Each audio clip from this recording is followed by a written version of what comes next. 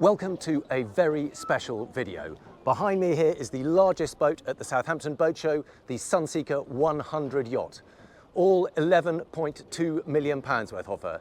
And we are going to not just show you all around the interior, but actually take it on a sea trial from here in Southampton back to the factory in Poole.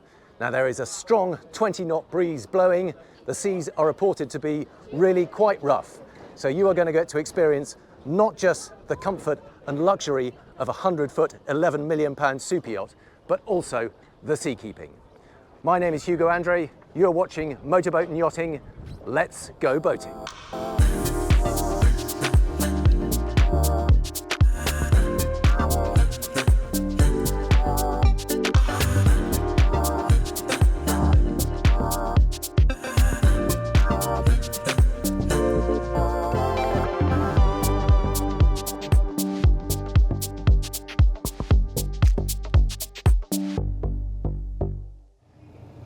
We fired up the engines, the crew are going about their business. We're just taking off the springs, and any minute now we will be getting underway.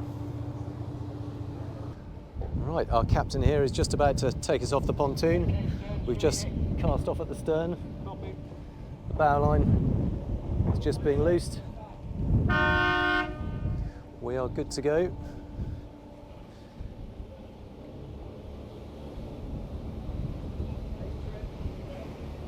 Using those thrusters and forward ahead to pull us off the dock.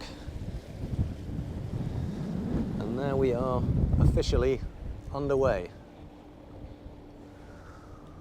Welcome aboard the Sunseeker 100 Yacht Sea Trial. Here we are in the master cabin forward on the main deck. Again, all stowed for a delivery passage. But what a view out those windows when you're charging along at 18 knots in a 100-ton yacht. See the ship's bell just wavering a little bit in the breeze. The Sunseeker pennant stretched out, flapping around at 18 knots. Great clouds of spray peeling off the bow, being chucked aside. Good to see that none of it's coming on these windows though.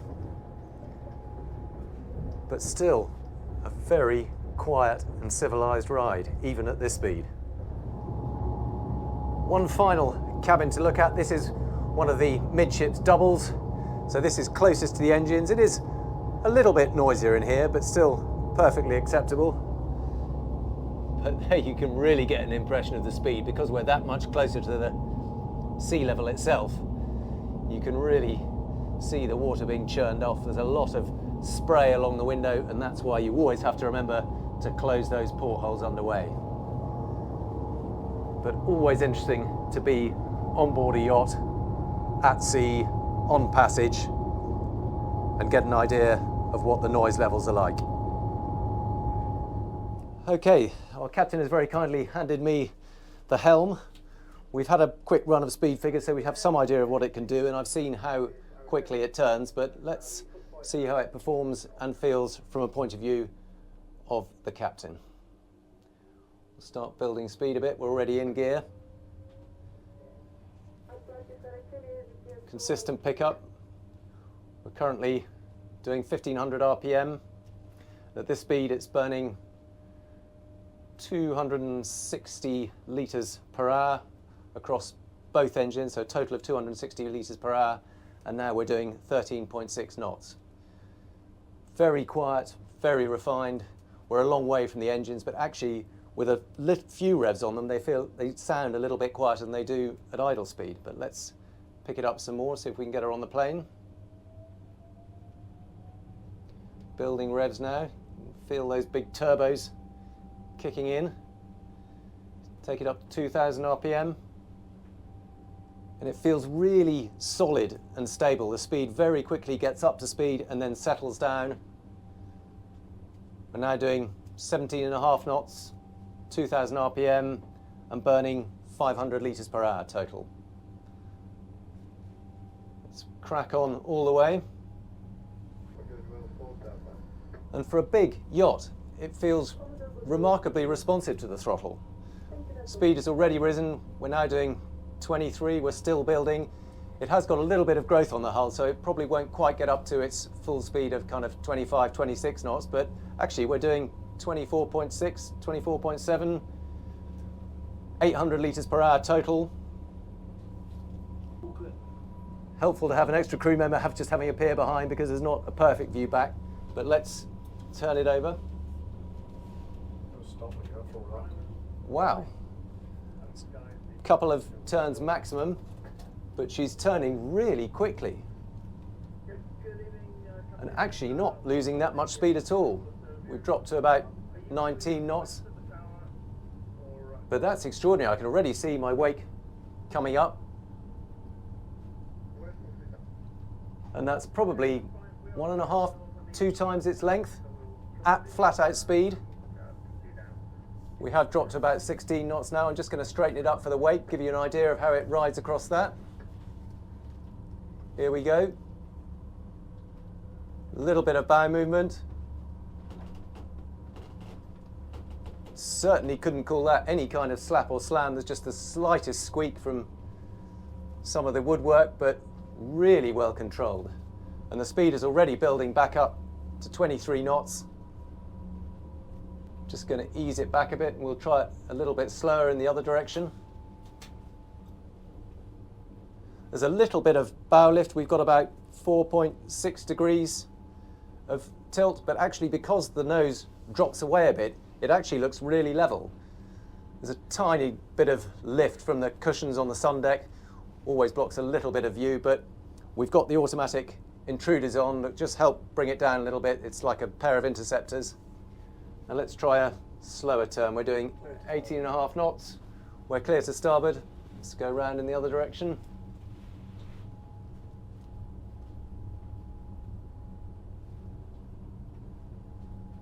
A little bit of rumble. You can feel those big rudders doing their work. But again, a nice tight turn. Very consistent. There's no great feel through the wheel of a yacht this size. It's all electronic steering, so there's no obvious sort of feeling of loading. It's a nice light helm. But for a big yacht, it feels very manageable. But probably the most notable characteristic is just how quiet and refined it is. This is a really civilized yacht. You could happily cruise. You could choose whatever speed you like. There isn't an obvious sort of point where it feels more comfortable or quieter or smoother. It's very happy at 20 knots.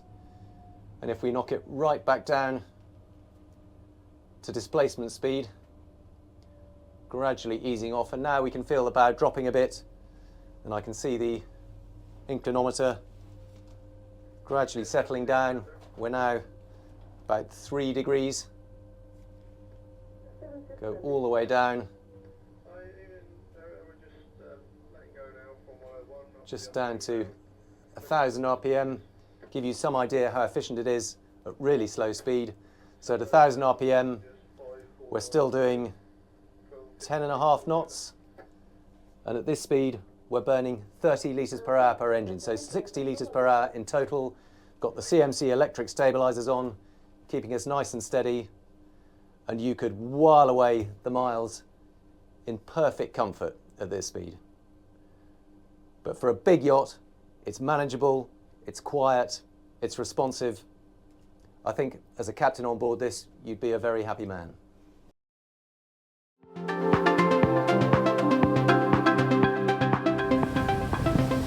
The sun is just starting to set. We're just passing Hurst Point. You can see the needles off our port bow. The lights have come on deck.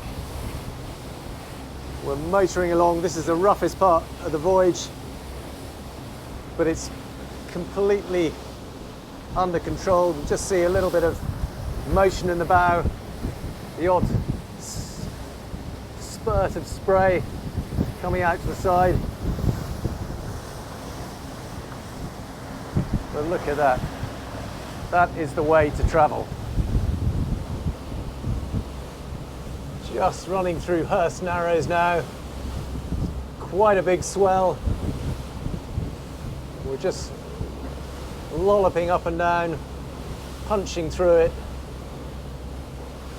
Stabilizer's hard at work, but not a drop of spray up here. You could happily be sat at that bar, sipping a gin and tonic, enjoying the slight roll from side to side, but never even spilling a drop. I thought I'd just show you what it's like in the pilot house at night. We've got all the red lighting on, navigation, radar systems, and we've got quite a big sea of about 1.5 to 2 meters outside. You probably can't see the lights in the distance, but you just hear the slight movement of the yacht. You can probably see it in my not so steady hand, but fascinating to see what it's like on a big yacht like this at night in a bit of a sea state.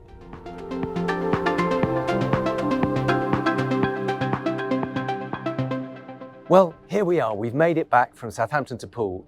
We're now pulling alongside Sunseeker Quay at the factory where the boat was made. It has been a fascinating experience to join this delivery passage back from Southampton to the home where it was born. We've been through some quite rough seas. We've got a really good feel for the boat. We've tested its performance and seen exactly how she performs, as well as how the crew look after and maintain a boat and bring it back into port at night time. So I hope you've enjoyed this unusual experience. It has been fascinating for me. Do please let me know what you make of it in the comments below, and I look forward to seeing you on the next one.